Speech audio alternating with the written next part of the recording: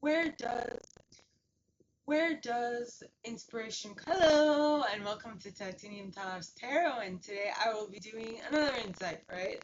All about All about clairgustance, but a view of where does that like insight to make dishes come from, right? Because like I don't know if I mentioned this, but your intuition is kind of like it's an insight, right? You get insights, right? You get insights, you get sound, you get all that stuff, but it also works for taste. So if you get an insight for a taste, like something that like a taste just comes into your mouth, and I'd like to create that. You deconstruct it, right? And you and you reconstruct to mimic that taste. You try putting things like adding a little something. You try to create the taste that came to your mind, or that just came as an insight. Just came as an insight. I mean, I think that's how chefs work. They get songwriters or musicians get insights for songs and or lyrics. Same thing happens with um, chefs. So it's just a matter of, and I'm going to get back to the book called Big Magic, written by the same author that wrote Eat, Pray, Love. I think it's Elizabeth Gilbert, but don't quote me on that. Yes. So, uh, so is that inspiration floats around the world just to try and attach itself to someone. So, a thought comes to you, and you're like, oh, I have an idea for a book, or I have an idea for a taste, or I have an idea for this, that, and the other, right? So, and then the difference between people is that some take action on that insight, others don't, right? And that's what creates genius, because some people can't let something go um, um, till it's meant. So those would be like we would call them mad scientists, because I'm using that term loosely, but what is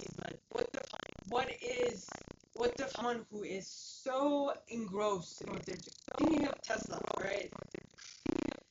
He was so engrossed, and I'm paraphrasing, but this is what I'm getting as an insight. Um, so Tesla was that he did not stop until it was created. Right? In my mind, that sets the mad genius apart from the creator. Um, Someone who is so focused on what they're doing that they won't stop until it is created, right? You can partly say that that would be even mothers who are, who are in their gestation period, but where the child is conceived and the child is brought forth into the world. The whole gestation period of that child, a woman can go bad, right? And all this stuff. I mean, so much love, but also so much ups and downs, at least emotional ups and downs. And I don't know, I haven't gotten pregnant yet, so fingers crossed. I guess we'll see. But and I'm pretty sure that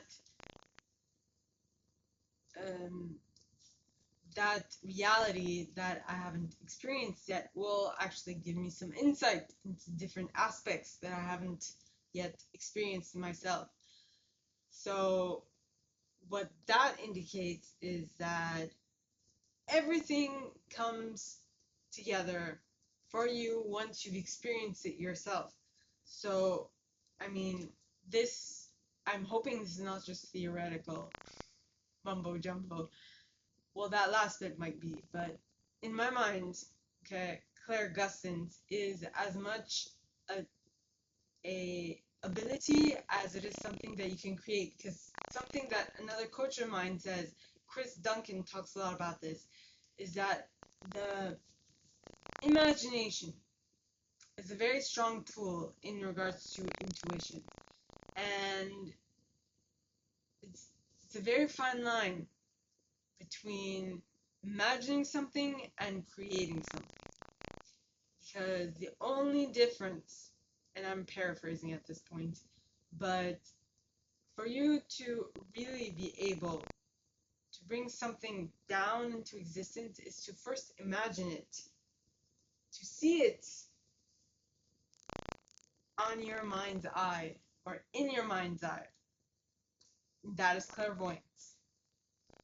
And your belief in it, which is your determination, your persistence. Okay, so you see it in your mind's eye, you believe it, which is claircognizance, which then goes into you being, what's the word? Determined to create it, which will then make you show determination in the creative process, which will then in turn give you a product because you've worked on it, you've worked on it, you've worked on it, you've worked on it. Have you known? Okay, I'm gonna. Thomas Edison, right? I'm gonna use that one. Thomas Edison was convinced that he could create an incandescent light bulb that could be mass produced, but it took him 10,000 tries. 10,000 tries to create the incandescent light bulb that can be mass produced, which means he had to fail 10,000 times for creating the incandescent light bulb, which he created on his 10,001 try. What have you not dropped the ball on for 10,000 tries before creating? Let me know.